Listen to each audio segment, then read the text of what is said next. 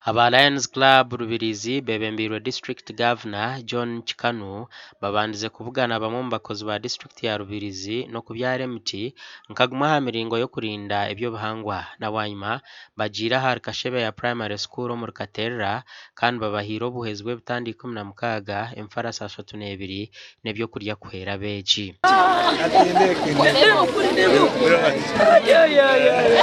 tukikirizana ngo tugure ibitanda by'abana 32 abarukura roboti. Those are 16 acres. So RIPA contributed 2 million and Lions Club contributed 2 million. Those were 4 million that we used to buy the acres. Tinokushemerwa munonga abazire baryaha abanyabuciko baryaha ningira nunza kugambira n'abataryaha ngwecho baturaganise bakireta kandi twakireba kandi batwongera n'ikibaye batatugambira nimbasha bamba beji barungi mulitizabazire banyu mulitizabashomesa iyo ngena mwabikora ngo nije kubeta our future leaders tukwe. Lions Club Rubirizi esimirwe ahawe mirumo yo gukorwa mu district okutungura byanga. Lions Club abento akora kongata office ya MP nituyirishitara yongero kake abo tuba twarakara yo twaba twiga kandi tuba abebeze tukwe no matka baraganisa amashanyarazi kandi agare y'ugagendo misho kogamana gatakizire kwika amashanyarazi gatwara mwire ndakanya gakubare okwezi kumenyeze emiri ngase kumara n'imyaka 2 gatakizireki abo ko yo na tuye tukora kandi bigo pipeline imbweno hakuba hato kureba ngaze bra crossing nikimanyisa moto kubuzi kuhikaho nizikendeza speed kandi aha accident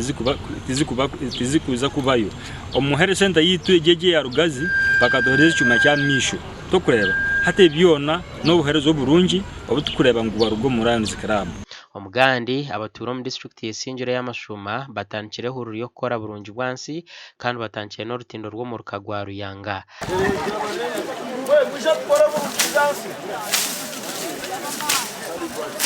Konka ororutindoro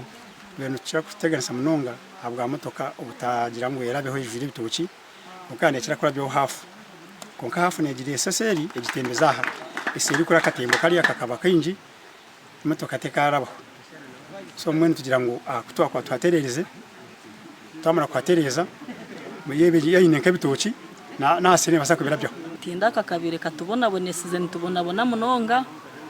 itwe nk'abakazi n'abashija n'abantu abatwira mu cyaro mu nabanda bari kwijamu nitubona munonga kandi munonga abantu nibagwa haha habwa katindaka uyijwe ryari piki ugwaho haheruze kugwaho nabanasi banshungezi bari kurete buherezo mu cyaro cyitomu. Abantu bija ko bano bakora burungi bwanse burwa kashatu kandi bashaba government kubirukangira ahi bararemerwe. Nabwo cyane ndabashaba edi nguto tujibaterire